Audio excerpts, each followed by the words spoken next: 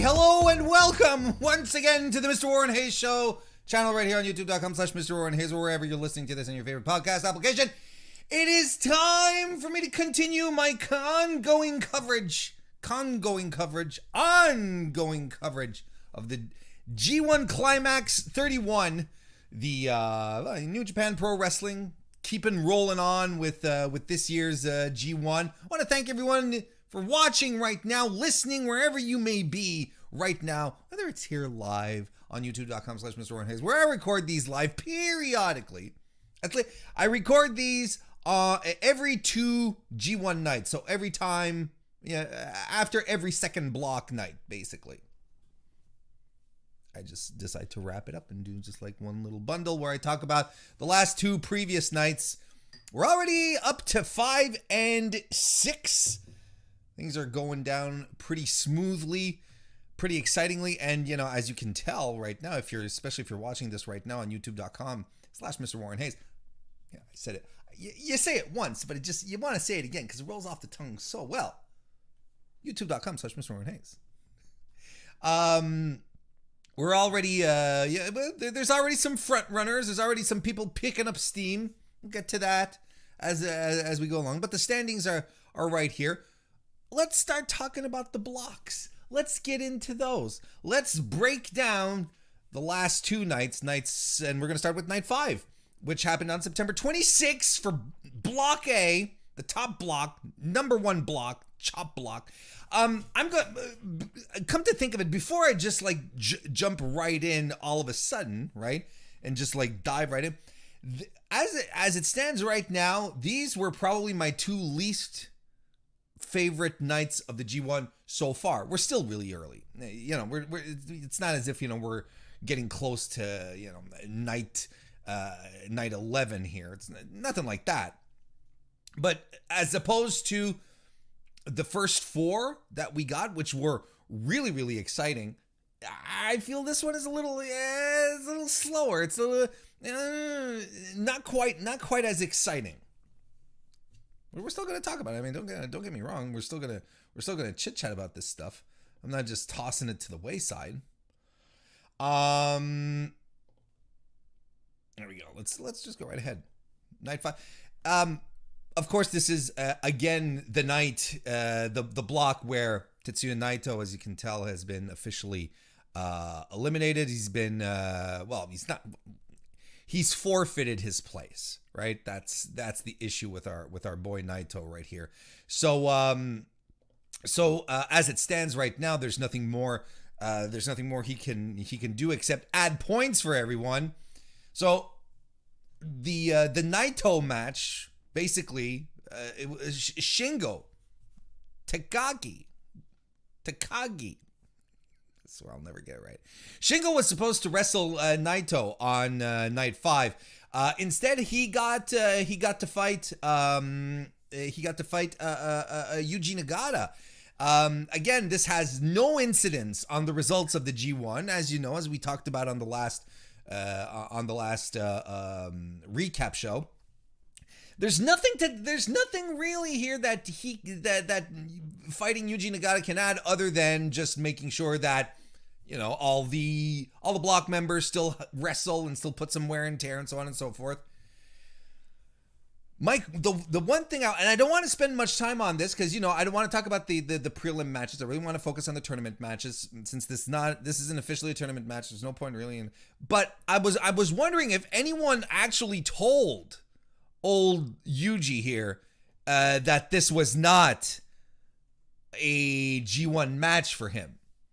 Because my God, this match rocked. It was a hard-hitting thing. This was Yuji Nagata telling Shingo, "Hey pal, you're the champ and you're getting a bye tonight. Okay? You're scouting for, you've got a free 2 points here. Or at least you may think you have a free 2 points, but not on my watch. You're still gonna have to work for this win here. Even if it is ultimately useless, you're gonna feel like you worked for these 2 points." And Jesus, these guys went at it. This was very, very, very good. One of the best matches of the night. Wasn't even didn't have any relevance to the G1. fantastic stuff. I think you should check it out. It was a lot of fun, especially if you're a fairly new fan who maybe saw Yuji Nagata on AEW, who had a good performance, but maybe you were left a little uncertain as to why everyone was sort of like, oh, Yuji Nagata, this, fantastic legend of New Japan Pro Wrestling, but and you look at him wrestle John Mox and Moxley, and you're like, hey, yeah, that's pretty good. He's fine.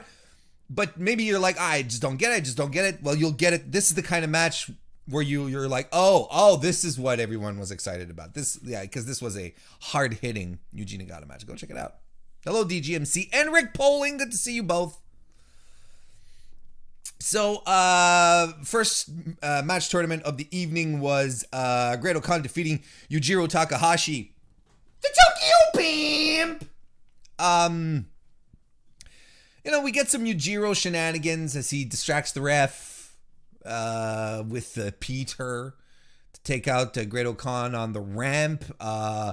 And the back of Great-O-Khan becomes an issue throughout the match, and Yujiro sort of takes advantage of it for a while. Great-O-Khan gets back in control with a gut-wrench suplex at some point. They trade some chops. Yujiro hits a Fisherman's Buster, but Great-O-Khan wins with the Eliminator. This wasn't either man's best G1 effort so far. I think they've had much stronger matches in the previous on both nights 1 and 3. This wasn't it. But nothing egregiously terrible with it, but not fantastic either. Toru Yano defeated Tongaloa. I'm a little surprised here. I mean, surprise, just because I really was figuring that that Tongaloa was going to pick up a win here. Not surprising in the sense that Toru Yano always scores in G1s, right? He has a pretty high points average when it comes to his participation in G1 tournaments. So, okay. It's like, but I kind of figured that they'd give Tongaloa a little, throw him a bone here. It's interesting. But Yano comes to the ring with a big bag full of tape and handcuffs. And of course, this is the night that Chris Charlton isn't around on commentary. So no one's there to really translate, what's going on, why he brought the bag, what was written on the bag. And I think the gimmick here, the thing was that Yano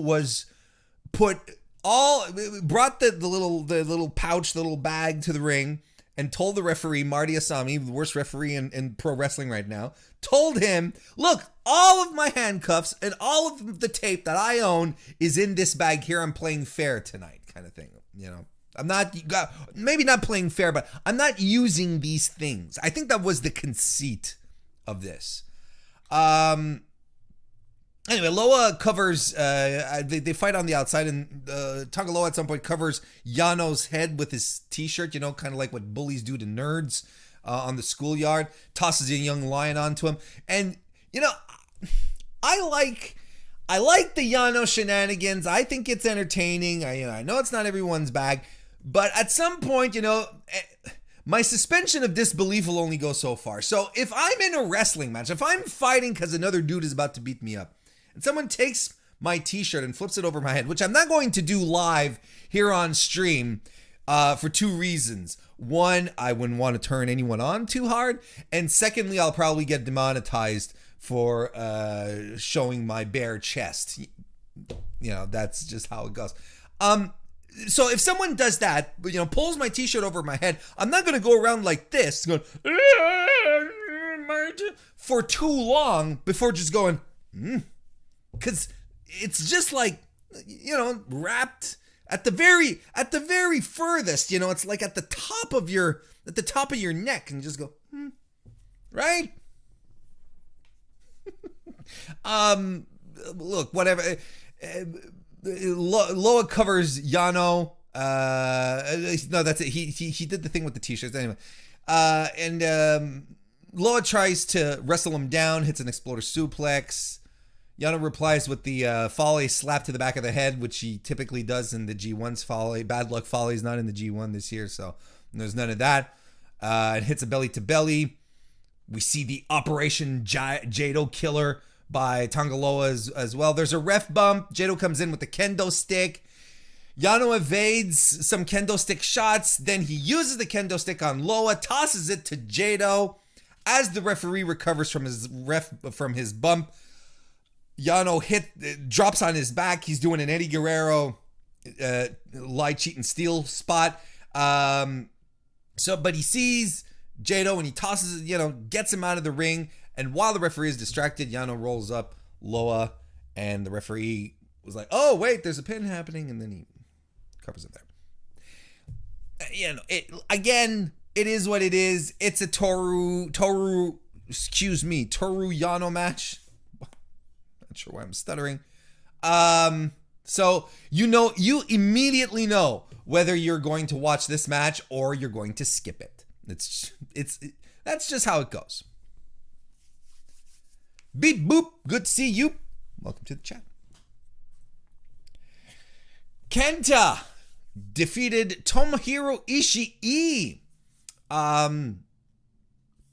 Kenta at first, he mocks Ishii, and then he goes for the stall. And I'm a sucker for a good old fashioned stall. There's a couple of people in this world who are really good at it. Kevin Owens is a very good staller. Jay White is a legendary staller. And Kenta is right up there as well. This was good stuff. And he does it quite a substantial amount of time, right up until Ishii has enough of it, drags him back into the ring for a beating. Kenta then it spills out to the floor. Kenta beats him with the bell, the timekeeper's bell. Marty Asami, the dope, who's on the floor trying to split these guys up, doesn't even see it. He doesn't. He's right there, like he's literally right there trying to split the guys apart. And Kenta grabs a wrestling bell, like it's about it's big in my head as my head, and just clonk. Marty Asami, what? Do not see anything go. What?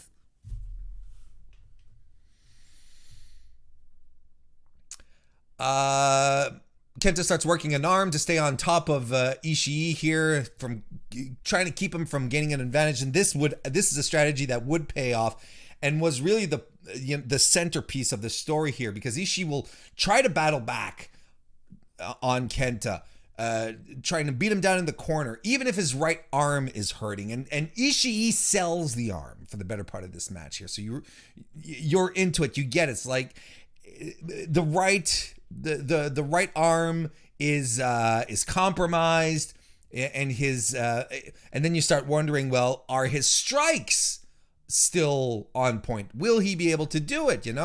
And they don't. At some point, they go for a striking exchange, and Ishii is one of the guys who likes to go strong style the most in the middle of the ring, just like laying on the other guy.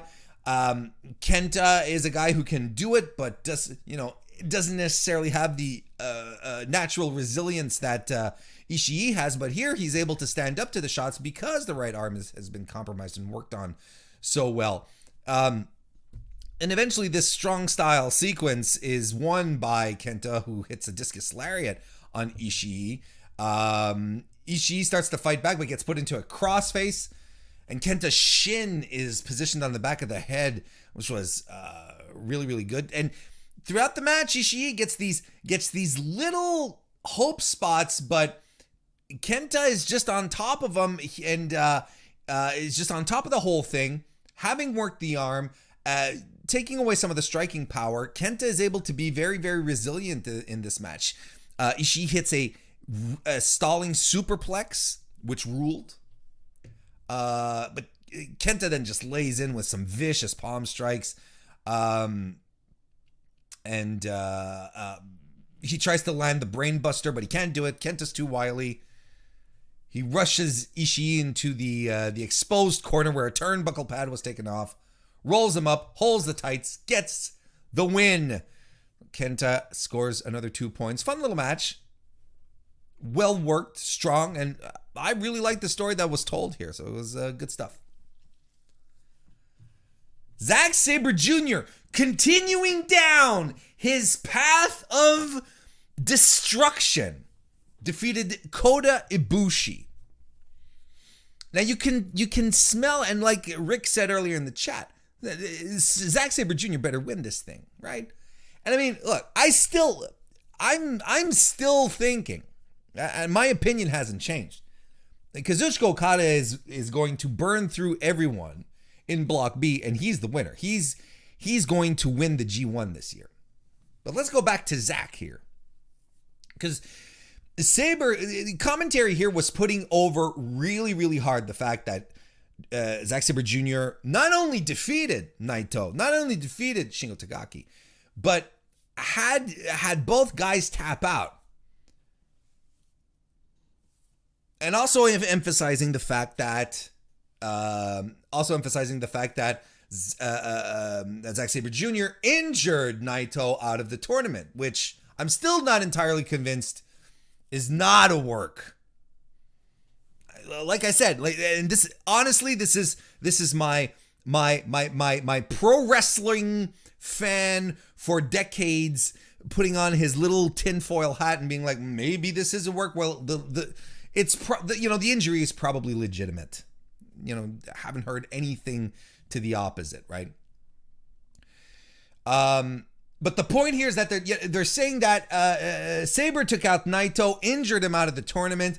So they were saying, Ibushi has to bring his best to this match because Zack Sabre Jr. can beat him, but also can hurt him in this process. And I thought it was interesting again that they were bringing this up, because if you've been watching these recaps now, if you've caught up, and if you haven't caught up yet, these are all in a playlist on youtube.com/MrWarrenHayes that you can watch at your own convenience in sequence. On top of that, I talked about at the start of this tournament that I think the story that they're trying to tell with Kota Ibushi, which actually started with his Wrestle Grand Slam loss to Hiroshi Tanahashi, who's kind of like his goalpost. It's kind of like his measuring stick is what I want to say.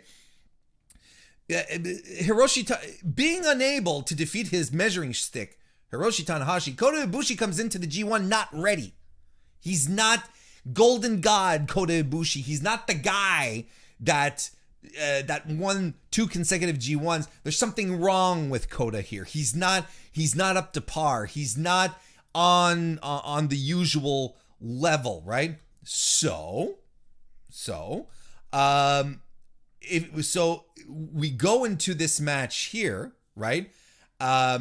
We go into this match here where the commentary is basically saying Ibushi has to be ready. So I think we're still telling this story, and I think this is a story that's going to persist here, where Kota Ibushi is not the Kota Ibushi that we usually know. This match had a really fun start.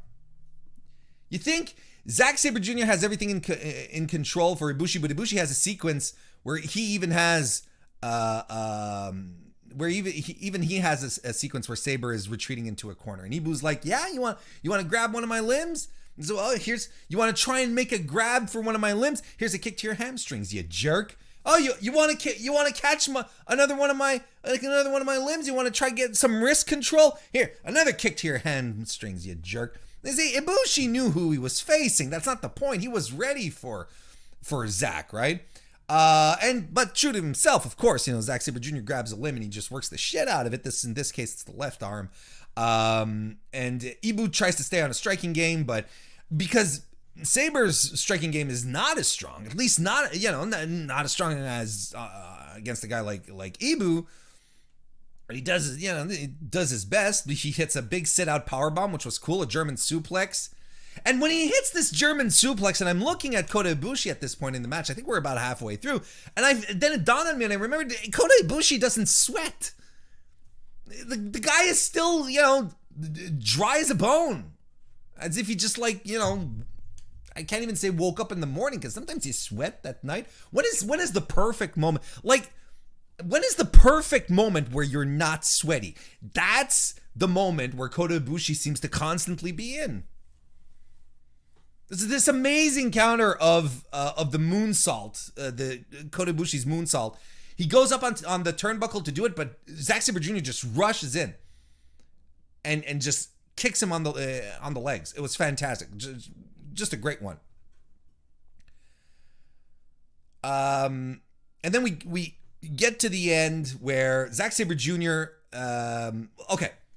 Ibushi lands a Bomaye and reverses out of an armbar attempt with a knee while holding wrist control of Zack Saber Jr. But Sabre rolls out of that and wraps Kota into an octopus, and a nasty one. You know, not one of these half-assed, oh, he's in an octopus, a guillotine. No. He's in a good one. He's torquing back. And then he gets Ibushi on the mat, and then he sort of shifts into like a half-stretch muffler while, and I'm doing my best here, he's got the leg kind of like in a half-stretch muffler because he's not doing the arm thing. And then he's locking his heels around Ibushi's head. And then he secures like an inverted body scissors while still holding like this half-stretch muffler and still while holding the head of Kota Ibushi, and then he just goes for the right arm on top of that, starts pulling back, Ibushi submits. Fantastic.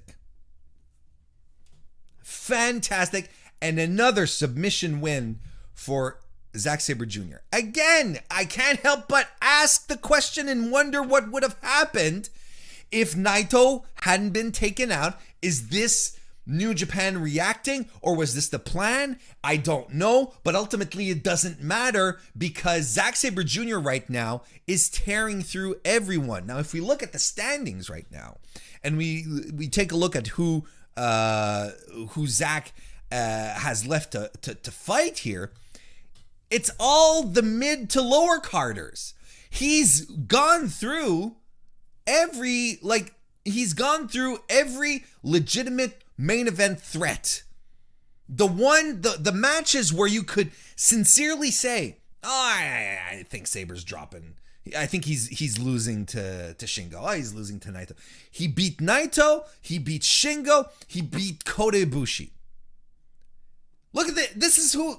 Look at who's left here. He's got Great Khan, which potentially he could lose because Great Khan right now is the only other wrestler on a winning trajectory. This is going to be a tiebreaker. This is going to be effectively when they have their fight. This is going to be the one that's going to kind of give the direction for the rest of the block and see what the will dictate the results of many other wrestlers in this setup here. It's conceivable that he can win against Kenta as well. That's not a problem. He shouldn't be a problem against Toru Yano unless they really decide to pull out the shenanigans, but that should be a win as well. Ishii should be a win. Tongaloa should be a win. It is entirely possible, very conceivable to see Zack Saber Jr. win Block A. And the more this is advancing, the more I think that's exactly what's going to happen. His three legitimate threats, the three wrestlers in Block A that pose the biggest threat to Zack Saber Jr. have all been disposed of.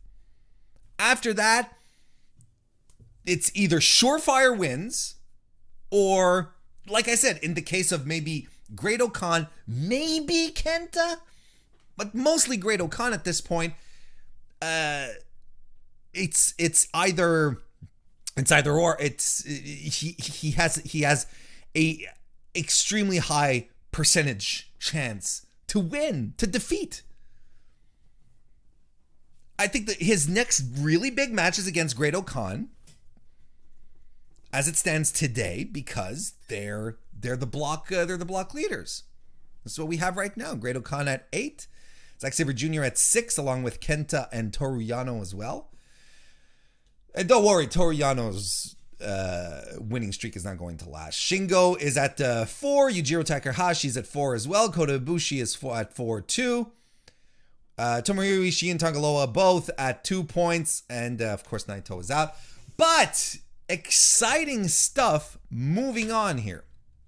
Very, very exciting moving stuff. And don't forget, Zack Saber Jr., as it stands right now, is the only guy who is legitimately has earned all 6 of those points.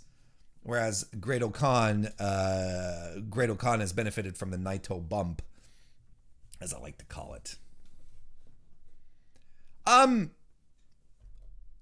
think if you're into the G1 and you don't have much time, as far as night 5 goes, September 26th for Block A, just skip to the main event. And if you have a little more time on your hands, treat yourself to the opening match. Treat yourselves to Shingo versus Yuji Nagata. That was a blast and a half. I think everything else on the card is skippable. Like, there's nothing really that'll make you, that's really worth it. An okay night, very uneven, 2 great matches, one that had nothing to do with the G1. Block B happened just earlier today or yesterday or anyway, September 29. G-Max sounds like an energy drink for gamers, for the serious Call of Duty gamers, the serious Overwatch gamers. Grab yourself some G-Max, now laced with Adderall. G1 Climax Night 6, Block B, September 29. Opened up with Evil. Okay. Opened up with Evil versus defeating Tai Chi. I did not like this match. I can't express you enough how much I disliked this match. And even if commentary did their damnness to convince me that, hey, you know what? This is what's cool about this match. A couple of years ago, the roles would have been reversed. Tai Chi would be trying to weasel his way into a victory here with some cheating efforts, while Evil would be the straightforward guy doing his best to win the match the most wholesome way possible. The roles are reversed tonight, folks. Evil is the cheater. Tai Chi is the wholesome guy. And I'm like, I don't care. And I didn't care going into this match. And it just proved me right. There was preliminary match out the gate with these two guys, didn't care for it. There's 2 minutes in and we get Dick Togo shenanigans. 3 minutes in and we're doing the timekeeper table spot, which we're going to do, of course, a second time in the course of this one. It's not a long match, don't get me wrong, maybe 10 minutes at the most, but this was essentially it. Can you it's Tai Chi in this match who's giving us sparkles of wrestling in 2021, where Evil is just being a heel, it just bothers you. Tai Chi at some point blocks a low blow, hits one of his own. He gets the Gato clutch on Evil, gets the visual pin, but Dick Togo's distracting the ref. We've seen this exact scenario in the last on night 4. Here we are doing it again.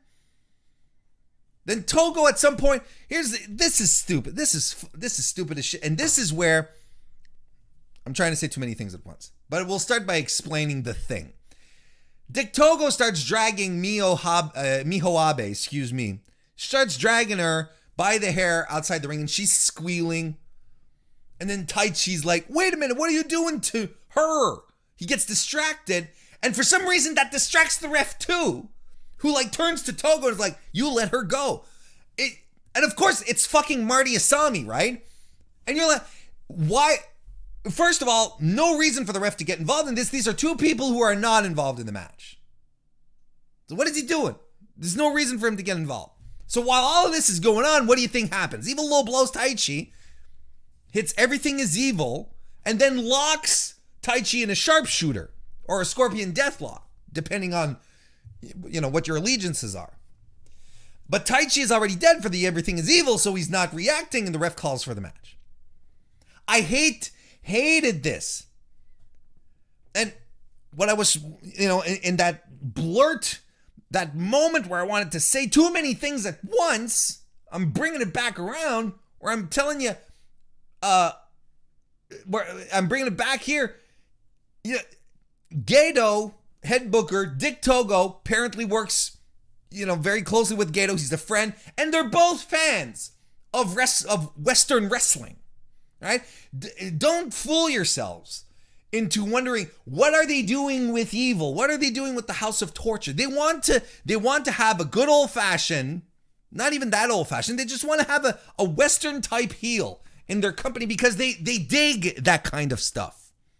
So when I see this kind of shit happening where, Dick Togo has Miho Abe by the hair, and then Tai Chi gets distracted and the ref gets distracted, I'm like, this is dumb. This is dumb. It's like deer in headlights. It's our modern North American wrestlers, who have the attention spans of gnats, who are wrestling this competitive match, but are gonna drop everything when they hear music at the top of the ramp. They're gonna be, wait a second, I had you in a submission hold, but I have to release it because someone's about to come out. It's so stupid.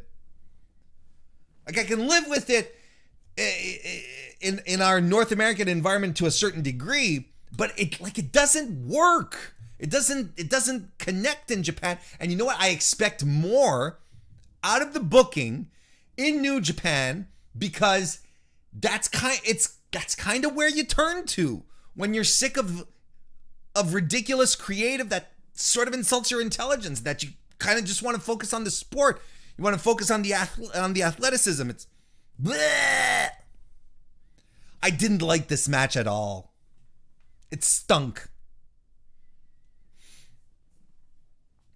And it's funny because even commentary, whose job is to put this over, right? They cannot but not acknowledge the fact that Evil doesn't have any sympathizers, that he doesn't have fans.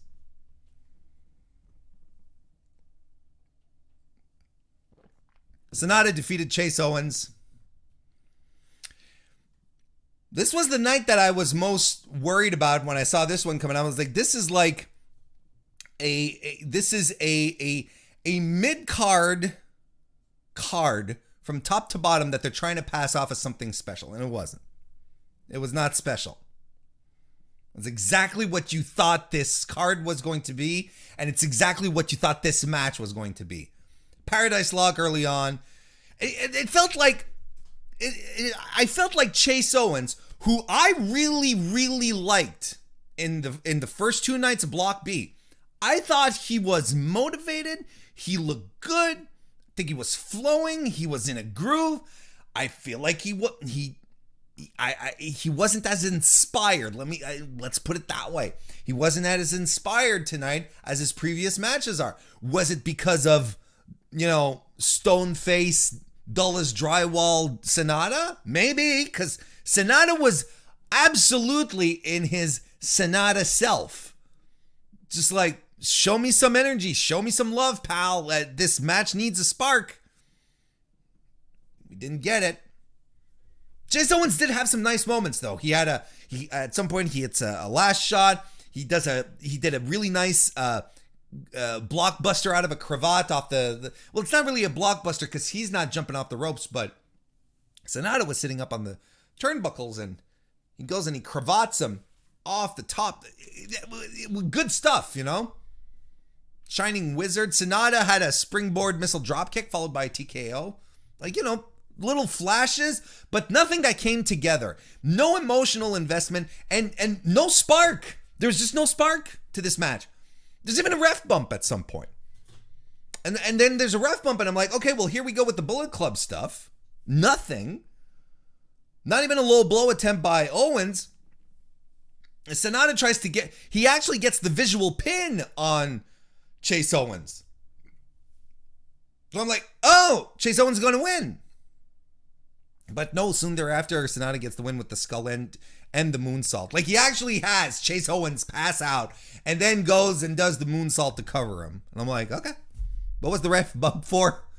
Unless they were just doing some misdirection, which I guess I can appreciate, but it just feels weird. It feels weird because we're so conditioned to ref bumps being these meaningful storytelling devices where it's like, oh, there's a ref bump, something bad is going to happen, but like nothing happened out of the ref bump. Anyway, Sonata gets his 2 points. Good for him. Jeff Cobb defeated Hiroki Goto in my favorite match of the night, which isn't saying much, but this was like, it's not definitely not as exciting as Zack Saber Jr. and Kota Ibushi was, for sure. But a strong match, and definitely better than the first 2 matches we were subject to on this card here. And you kind of felt like, they start off nice and slow, and you kind of feel like, oh, we know people want us to start laying in big power moves on each other, but we're gonna take our sweet time to get there. And when they finally did it was really cool, because we wanted the violence.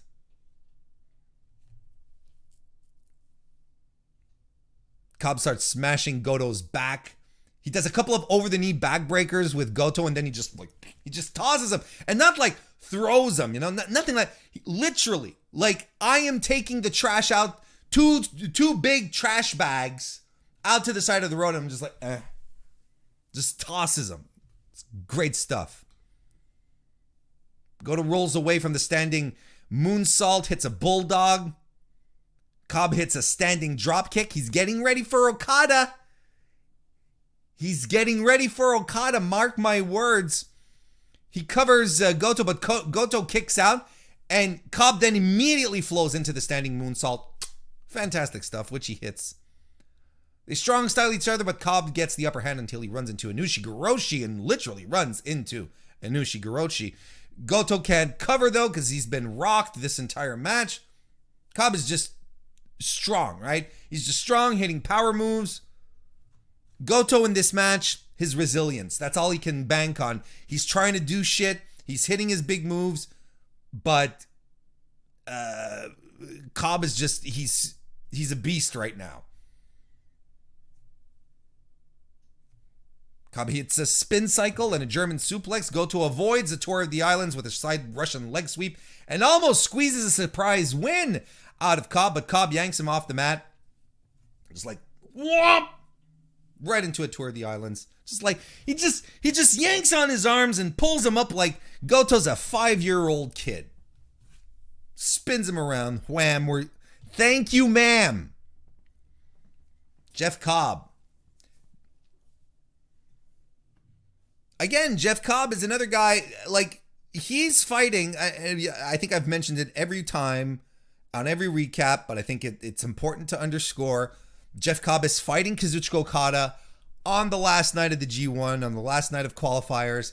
This is what we're building to. We're building to that match. We are rebuilding the myth of the Rainmaker. Maybe not rebuilding the myth. Reminding everyone that Kazuchika Okada is the Rainmaker, one of the greatest wrestlers of all time, and that we are eventually going to have to get that guy absolutely back, and we are getting him back right now, and he is going to plow through everyone. And right now, Jeff Cobb is being positioned as the final boss for Kazuchika Okada in this G1. It's going to be good. I mean, the ride is going to be fantastic. Hiroshi Tanahashi defeated Tama Tonga here, who tried to end the match very, very early with some gun stun attempts. He even whips out the Tongan Death Grip, in which Tanahashi even is like, "Oh yeah, you're gonna pull out your dad's shenanigans. Here you go." And Tanahashi does one of his own. Tanahashi hits the somersault senton and attempts the cloverleaf, but Tama Tonga keeps him from doing it. Goes back to the Tongan grip, hits the Tongan twist, then a sling blade, pulling out stuff from Tanahashi's arsenal, and then does a really nice high fly flow. Really nice. Tanahashi fights back, hits aces high, then goes for the high fly flow, which misses. And Tama Tonga, and this is what stinks. Tama Tonga hits the gun stun and then sort of like hulks up. He celebrates. He's going, yeah! And then he collapses. And he can't get the pin. He can't immediately pin. So he crawls eventually over to Tanahashi, covers him, gets 1, 2, and then Tanahashi reverses him into a crucifix for the win. And I'm like, fuck off, Tama Tonga. What are you doing? This is dumb. I didn't like the finish. Like, I don't know what this was. Do you chalk this up to G1 inexperience? I don't know. Like, I don't think it makes sense to sort of be like, oh, well, you know, tournament inexperience. He had a match, won, signed, sealed, delivered. You hit the big finisher on one of the biggest, toughest hombres in the block. Cover him. Don't go like to the crowd. Die. You know, just like die. Or cover the guy. Some fun stuff, but an entirely forgettable match that both guys worked fine. You know, just nothing to it. Felt like a break night to me. Then we get to the main event where Kazuchika Okada defeated YOSHI-HASHI. They went 25 minutes in this match. We sat down to watch Kazuchika Okada, which is fun, and Yoshi-Hashi fight each other for 25 minutes in something that was passing itself off as a main event.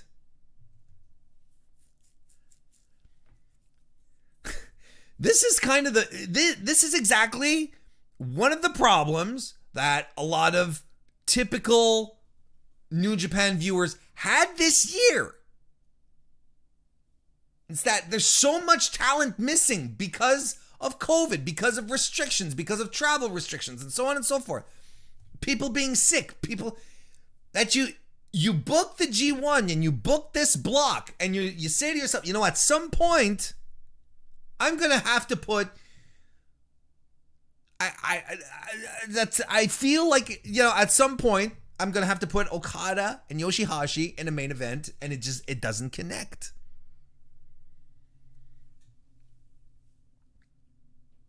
I don't understand it.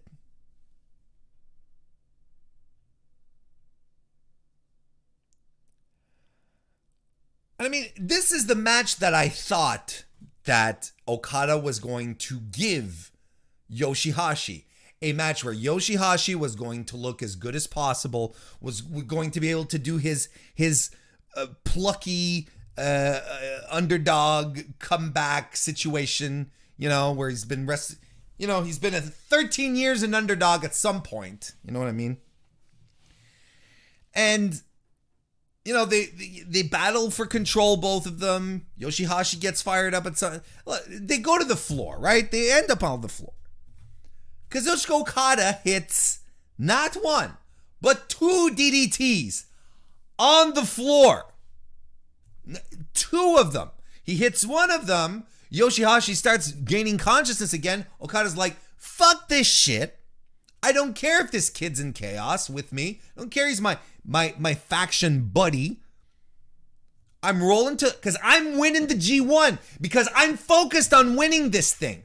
He rolls back out to the floor, plants him again with a DDT, rolls back into the ring, and I'm supposed to suck it in and say, perennial lower mid-card guy, Yoshi-Hashi. I was going to call him Joshi. Apologies to Joshi fans. I'm supposed to buy that this guy is going to get up from 2 DDTs on the floor, picture perfect, delivered by one of the top guys in the company, one of the greatest wrestlers of all time, He's going to go, Yoshihashi's going to go, I can still do this. Bullshit. He gets some strikes in. Yeah, he gets a neck breaker, a pescado, a blockbuster. He gets money clipped at some point.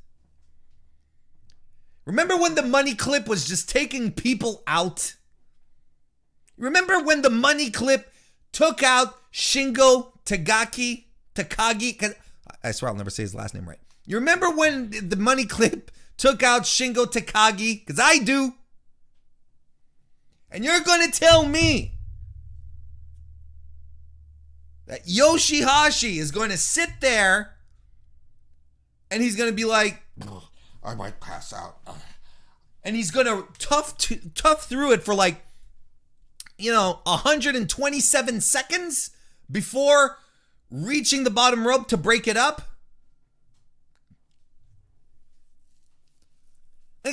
My problem with this match isn't complicated. I have nothing against Yoshi-Hashi as a wrestler. I think he is a fine worker. I think he seems to get that underdog energy perfectly because he's got the crowd behind him.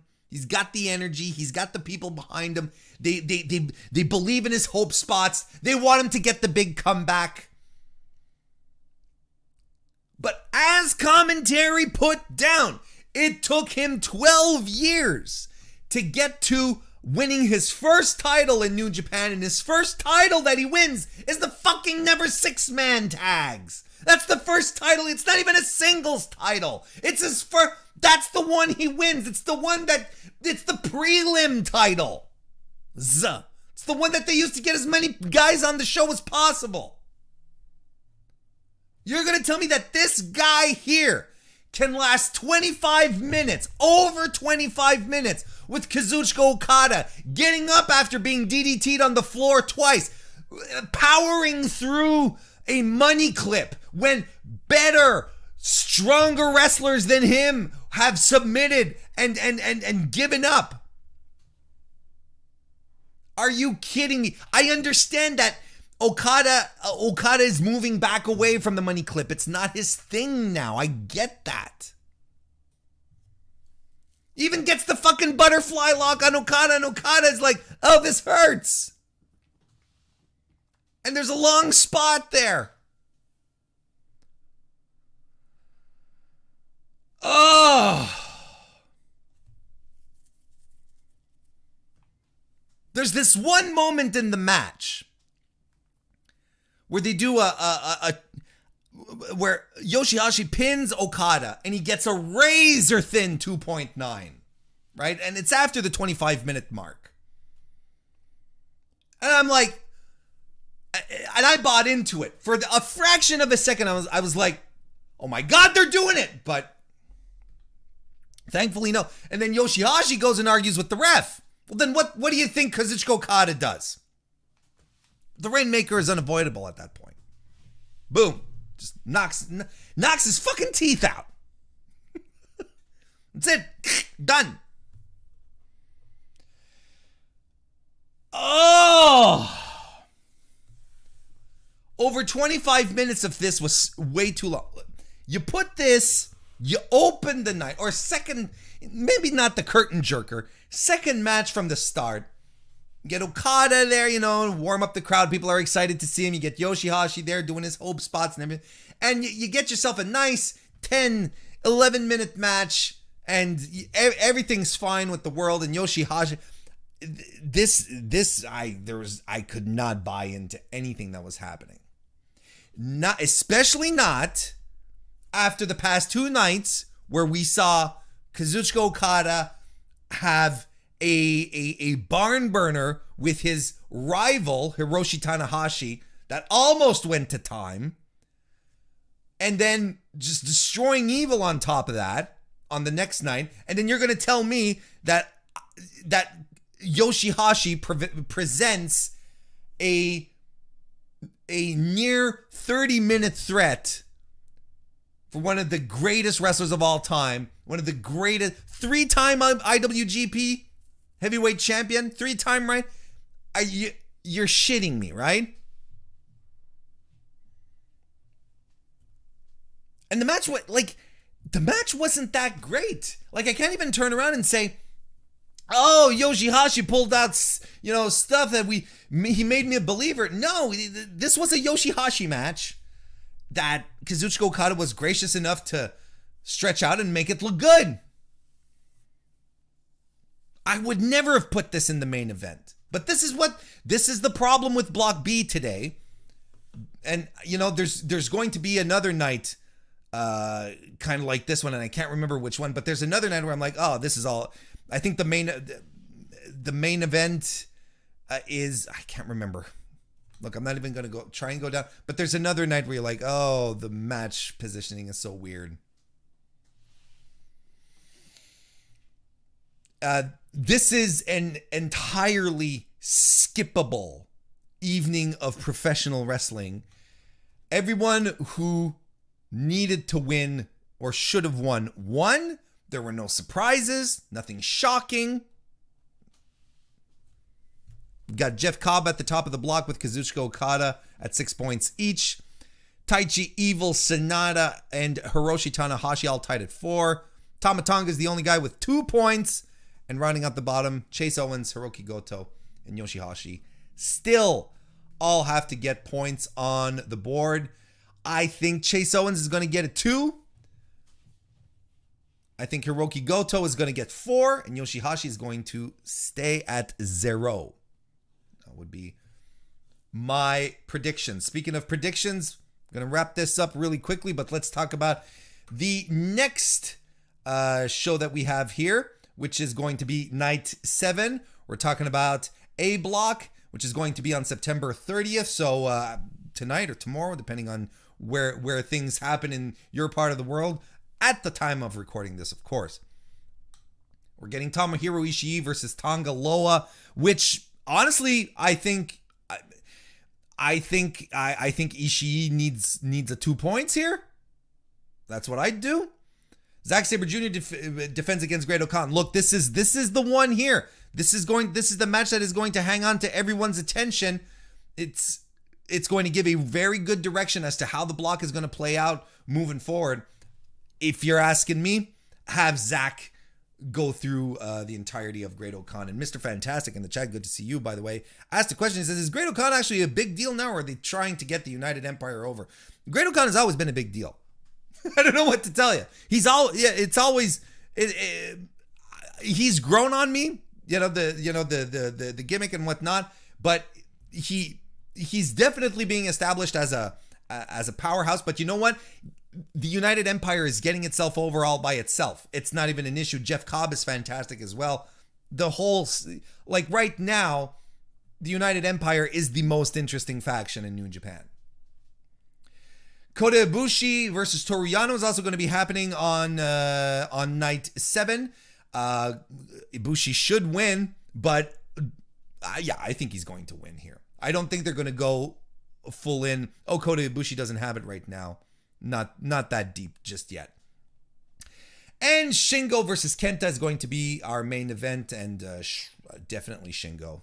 I think Shingo's going to come back from that loss to Zack Saber Jr.